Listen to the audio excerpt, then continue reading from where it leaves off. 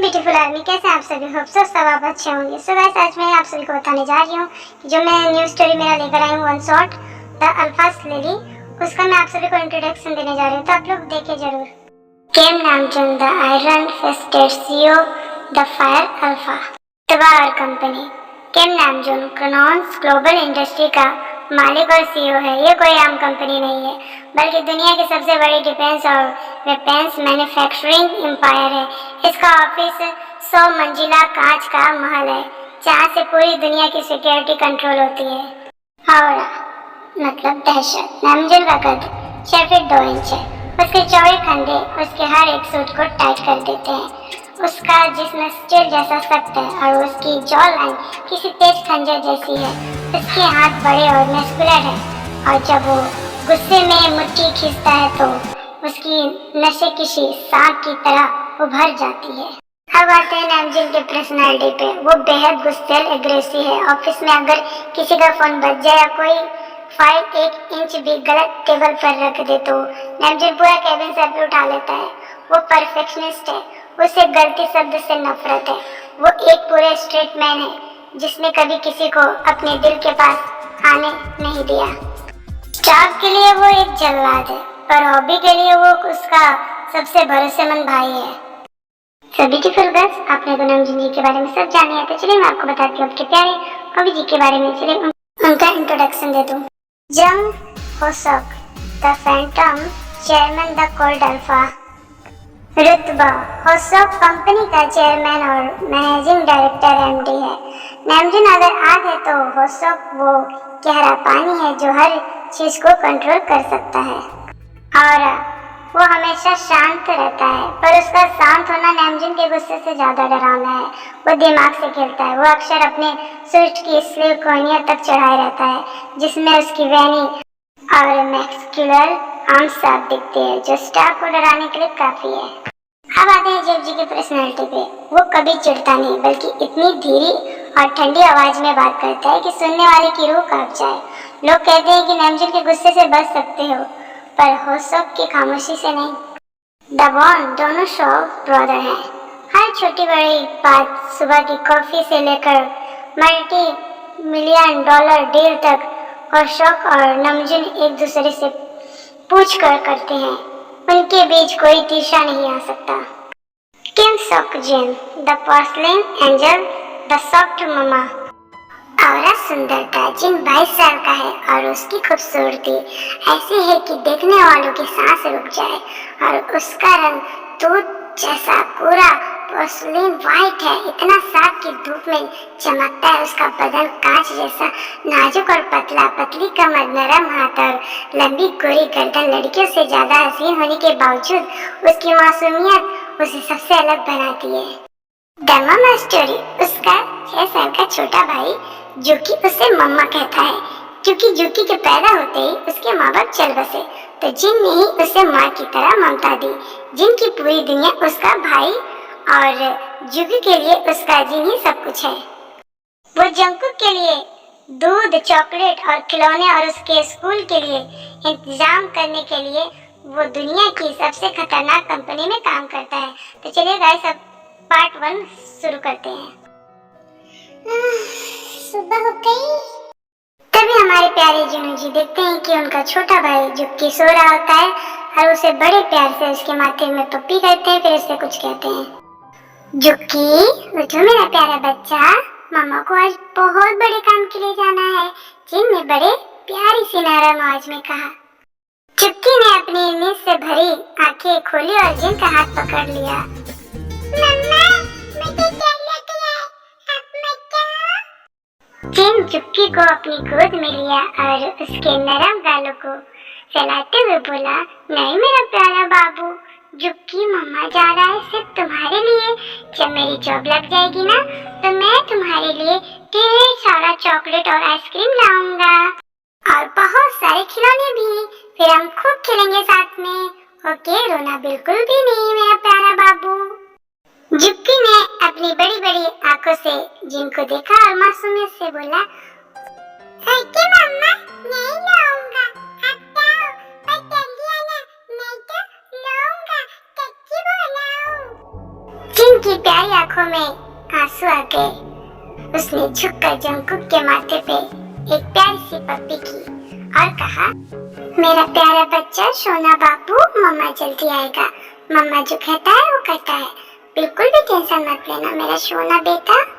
The departure. तो चलिए guys, हम थोड़ा आगे देखते हैं, क्योंकि हमारे प्यारे जिनो जी इंटरव्यू के लिए रेडी हो जाते हैं। और जिनो जुक्की का हाथ पकड़कर घर से बाहर निकला और बाजू वाली दादी के घर गया। जिन ने दादी जी के हाथ जोड़े और कहा, दादी जी मैं इंटरव्यू के लिए जा रहा हूँ और मेरे भाई का ध्यान रखना प्लीज दादी जी, ये डर जाता है। ठीक है बेटा, तू फिक्र मत कर, क्या तेरी नौकरी जरूर लग जाएगी। थैंक यू सो मच दादी जी। और भाई जुक्की मेरा प्यारा बाबू, मम्मा जल्दी आ जाएगा, रोना बिल्कुल नहीं। नहीं ना रोएगा मेरा सोना बेटा? नहीं मम्मा नहीं रोऊंगा, जाओ नहीं तो लेट हो जाओगे ना। बाय मम्मा। वेरी गुड मेरा प्यारा बच्चा, बाय। जिन ने गहरी सांस ली और क्रोनॉन्स ग्लोबल इंडस्ट्री की तरफ चल दिया। उसे नहीं पता था कि वहाँ दो भूखे शेर नामजुन और जेहो उसका इंतजार कर रहे हैं यहाँ। और हमारे जिन के जाने के बाद बेचारा हमारा जुक्की बहुत रोता है। मुझे मम्मा के पास जाना है, मैं नहीं ले पा रहा हूँ मम्मा के बिना। अरे छुट्टू, अभी तो तुम्हारा मम्मा गया है ना, अभी तो तुम हंस के उसे बाय बोल रहे थे, अब क्यों रो रहे हो? आ जाएगा मम्मा, रो मत। मैं छूटने गया था, मुझे मम्मा की बहुत याद आई। ये भगवान, अब मैं क्या करूं? अरे हाँ, एक आइडिया आया, ये खुश हो जाएगा। मैं बुलाती हूँ उसको, उसी के साथ ही हमेशा खुश रहता है। दयू जरा यहाँ ना बेटा। हाँ दादी आया। अरे चुप्पी। अरे अच्छा है, चुप्पी दयू को दिक्कत चुप हो गया। जाओ बेटा, तुम लोग खेलो, मैं काम कर लूं।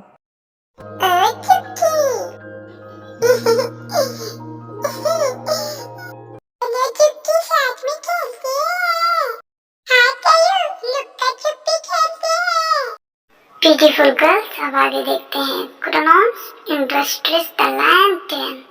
जब जिन 50 मंजिला कांच की बिल्डिंग के सामने खड़ा हुआ तो उसकी टांगे कांप रही थी। वो इतना नाजुक और सॉफ्टी लग रहा था उस भीड़ में, जैसे कोई रेशम का धागा कांटों के बीच आ गया हो। अंदर केबिन में नामजुन शियो गुस्से में अपनी वॉच देख रहा था।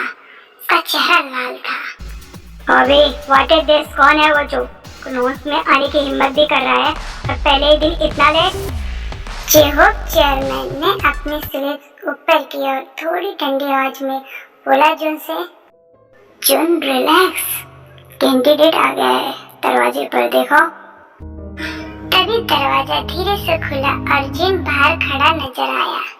जिन दरवाजे पर खड़ा डर से थर-थर कांप रहा था। उसका रंग दूध जैसा सफेद और गोरा था। उसकी त्वचा कांच जैसी चमक रही थी। वो लड़कियों से ज्यादा हसीन और मासूम लग रहा था। उसने अपनी फाइल अपने सीने से चिपका रखी थी।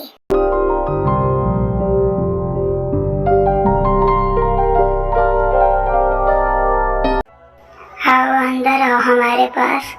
मेरा मतलब आओ अंदर आओ, डरो मत। जो अपनी भारी थोड़ी नरम आवाज में कहा। उसका दिमाग सुन था। वो बस उस सॉफ्टी लड़की की नजाकत को देखे जा रहा था और नामजुन भी उसे पागलों की तरह घूरे जा रहा था।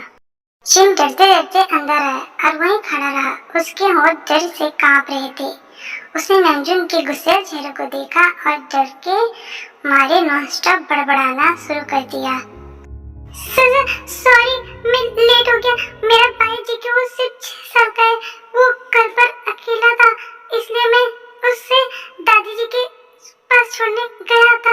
प्लीज मुझे जॉब से मत निकालना। मैंने उससे वादा किया है कि मैं उसके लिए ढेर सारा चॉकलेट और आइसक्रीम लाऊंगा अगर मेरी नौकरी नहीं लगी तो। प्लीज सर, मेरा भाई बहुत छोटा है, प्लीज मुझे नौकरी दे दीजिए। जिन नॉनस्टॉप बोल रहा था और उसकी आंखों में डर के मारे आंसू तैर रहे थे। उसकी मासूमियत और उसकी गोरी रंगत देखकर नामजुन और जियोब का अल्फा गुरूर एक पल में पिघल गया। नामजुन जो हमेशा चिल्लाता था वो अभी भी खामोश खड़ा था। उसका दिल जोर से धड़क रहा था। उसने होसुक की तरफ देखा और होसुक ने भी नामजुन की आंखों में वही हैरानी देखी। जिहोब ने धीरे से जिन के पास आकर उसके कंधे पर हाथ रखा। शांत हो जाओ, बैठो यहाँ, हम तुम्हारा इंटरव्यू शुरू करते हैं। इतने पास आकर क्यों खड़े हो गए?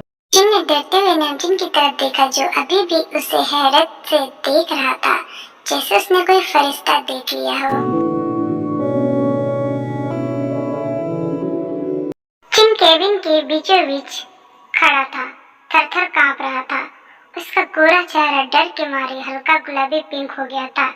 जियोब ने जिन की हालत देखी तो उसने धीरे से एक गिलास पानी भरा और जिन की तरफ बढ़ाया और कहा, ये लो, पहले पानी पियो और शांत हो जाओ। जियोब ने अपनी भारी पर ठंडी आवाज में कहा। उसका ध्यान जिन की उन नरम और पतली उंगलियों पर था जो गिलास पकड़ते हुए कांप रही थी। जिन डरते डरते पानी पी रहा था और उसने महसूस किया कि उन दोनों अल्फाज की गहरी नजर उस पर ही टिकी हुई है। नामजुन जो अभी तक शांत और सॉफ्ट खड़ा था, उसने एक गहरी सांस ली। उसका गुस्सा अभी भी उसकी आंखों में था, पर जिन की सुंदरता ने उसे थोड़ा मजबूर कर दिया था। उसने अपनी चेयर पर बैठते हुए सख्ती से कहा, जिन से, बैठो यहाँ। आज पहली बार मैंने किसी को क्रोनोस में लेट आने पर छोड़ दिया है, वरना अब तक तुम इस बिल्डिंग के बाहर होते। जिन धीरे से चेयर पर बैठ गया। उसके सामने दो पहाड़ जैसे मर्द बैठे थे, एक गुस्सैल सीईओ और एक शांत चेयरमैन। जिन ने नजरें नीचे कर ली और अपने मन ही मन बड़बड़ाने लगा। बाप रे, ये दोनों सांड मेरा इंटरव्यू ले रहे हैं, कितने खतरनाक है दोनों। ऐसा लग रहा है जैसे कोई दानव मेरे सामने बैठे हो। इनके चौड़े कंधे देखकर ही मेरी जान निकल रही है। भगवान जी, मुझे मेरे जुक्की के पास सही सलामत भेज देना प्लीज। जिन की मासूमियत का उन्हें अंदाजा नहीं था। नामजुन ने एक फाइल उठाई और जिन की आंखों में देखते हुए कहा, तो तुमने कहा कि तुम अपने भाई के लिए जॉब चाहते हो। क्या तुम जानते हो हमारे पास काम करने का मतलब क्या है? यहाँ गलती की कोई जगह नहीं है। जिन ने डरते डरते नामजुन की मस्कुलर बाहें आर्म्स की तरफ देखा जहाँ उसकी नसें उभर रही थी। वो और भी डर गया। तो सब मैं बहुत मेहनत करूंगा। मैं आपको आगे चल के कोई शिकायत का मौका नहीं दूंगा।